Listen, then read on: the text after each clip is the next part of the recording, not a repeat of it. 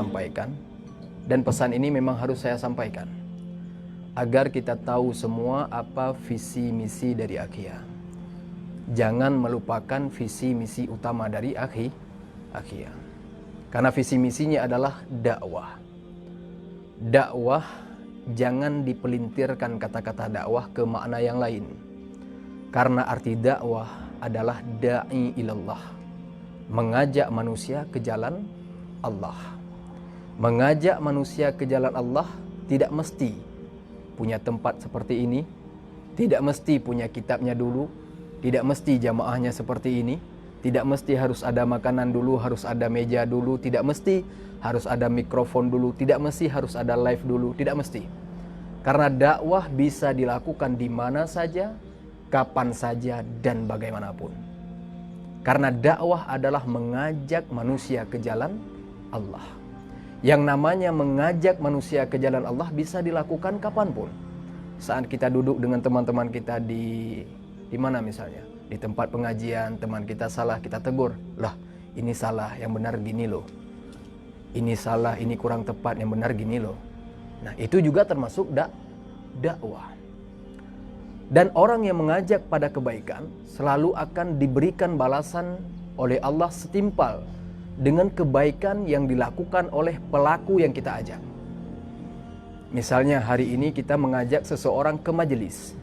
Kemudian orang itu dengan sebab hadir di majelis sadar sehingga beliau taat, sehingga beliau tekun ibadahnya kepada Allah, hatinya bersih.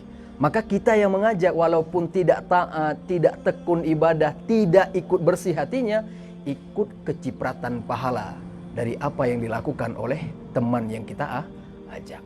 Sesuai dengan firman Allah Ta'ala di dalam Quran Surat An-Nisa ayat 85 yang biasa sekali saya bacakan, yaitu mayyashfa' syafa'atan hasanatan yakullahu nasibun minha. Siapa yang mengajak, siapa saja yang ikut ambil andil dalam kebaikan, yakullahu nasibun minha, maka ia akan mendapatkan bagian pahala dari kebaikan yang dia lakukan. Begitu juga sebaliknya, wa may yashfa' syafa'atan sayyi'ah, dan siapa saja yang ikut ambil andil dalam keburukan, yakullahu kiflun minha, maka baginya ikut menanggung dosa dari keburukan tersebut. Dan juga pahala mengajak orang lain luar biasa. Rasulullah bersabda di dalam hadis yang diriwayatkan oleh Bukhari dan Muslim, apa kata Rasulullah? Man dalla ala khair falahu ajru misli fa'il. Siapa yang mengajak pada kebaikan, maka ia akan ikut ambil pahala yang sama dengan pelaku kebaikan. Lagi yang kakak lun bo contoh umpama ji lun tuan jak ngan tungku fahmi. Umpama yang ku fahmi hana rencana ajak kena nduri kan ku fahmi kan napa yang rile kan. Ya kan pengasuh akhia cita mengisi kan. Jadi misal lun jak ngan ku fahmi. Ya, kemah ure.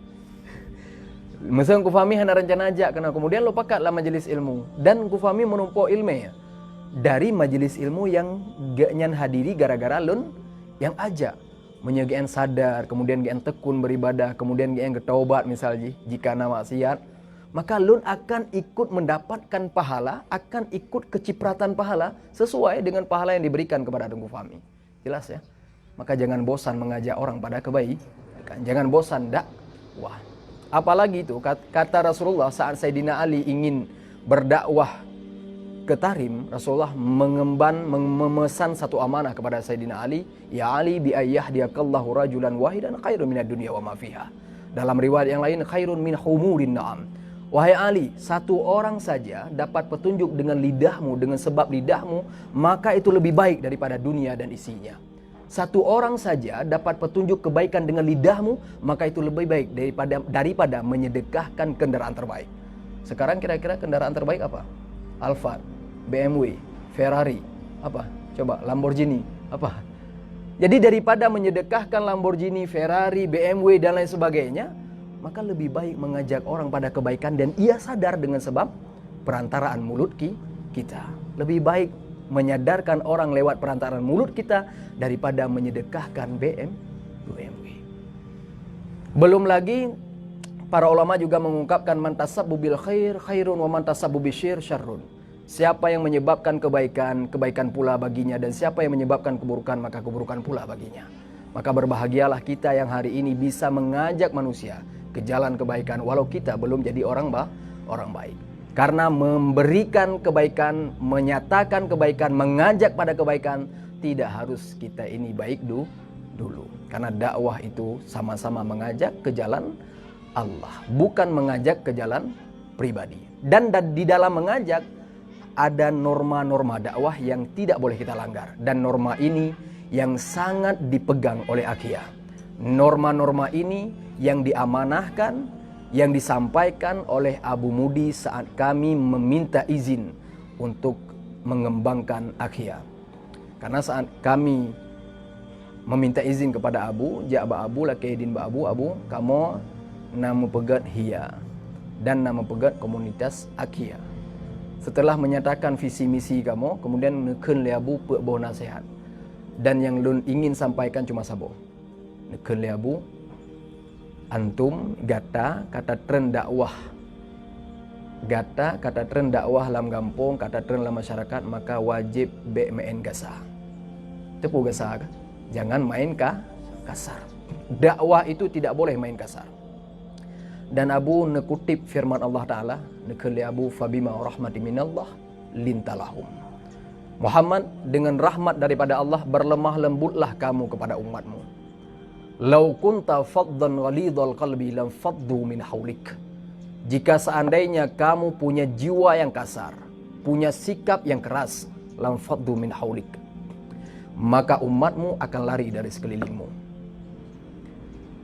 Dan Abu nebu bandingan ini. Coba bandingkan. Nabi Muhammad adalah makhluk paling mulia. Nabi Muhammad paling ganteng. Sepakat kah? Hana sepakat? Nabi Muhammad makhluk mulia, makhluk paling ganteng, hana sepakat? Sepakat. Nabi Muhammad paling ganteng. Suara paling merdu. Dan paling dermawan. Paling baik akhlaknya. Pokoknya segala paling lah Nabi Muhammad. Tapi Allah saat Nabi Muhammad ingin mendakwah, Nabi Muhammad ingin mengajak orang pada kebaikan, Allah menegur Nabi Muhammad, Muhammad jangan main kasar. Fabima rahmati minallah lintalahum, lemah lembutlah kamu dengan umatmu. Lau kunta faddan ghalidhal qalbi lam faddu min haulik. Kalau kamu punya sikap keras, punya jiwa yang keras, maka mereka akan lari dari sekelilingmu. Maka coba bandingkan. Nabi Muhammad paling ganteng mana kan? Belum tanya tidak dakwah, ganteng detan. Nian su bet dah kun merdu ma ulim han ru. Ni ulim tu pak. Oh, kira lupa ke kem rupanya lupa. Jadi pelom dermawan hana sapu hana kemudian tayang main kasar lom. Maka jangankan gop iputo tayang urang yang kana saja tayang akan lari. Maka dakwah tidak boleh kasar. Makanya Allah berfirman di dalam Al-Qur'an, "Ud'u ila sabili rabbika bil hikmah wal mau'izatil hasanah." Ajak mereka ke jalan Tuhanmu dengan lemah lembut dan dengan nasihat terbaik. Nyopai lu sampaikan, nyoman du makian lu sampaikan dia. Karena baik tua kepada konsep dakwah Akia. Nabi Musa kenal? Kenal lu handuri bi. Lu dengar-dengaran nah. Nabi Musa alaihissalam, nada dengar-dengaran kah? Nabi Musa alaihissalam nyan beliau adalah orang terbaik masanya. Kemudian gedakwah ke seorang Nabi Musa, ke Fir'aun, orang terbejat masanya.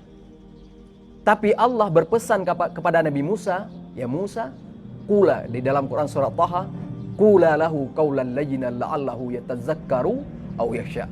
Musa, kula lahu, katakan olehmu wahai Musa dan Harun, qawlan layyin, perkataan yang lembut. Kepada siapa? Lahu, kepadanya Fir'aun. La'allahu yatazakkaru aw yakhsha, mudah-mudahan Fir'aun bisa takut terhadap Allah dan juga bisa mengingat Allah.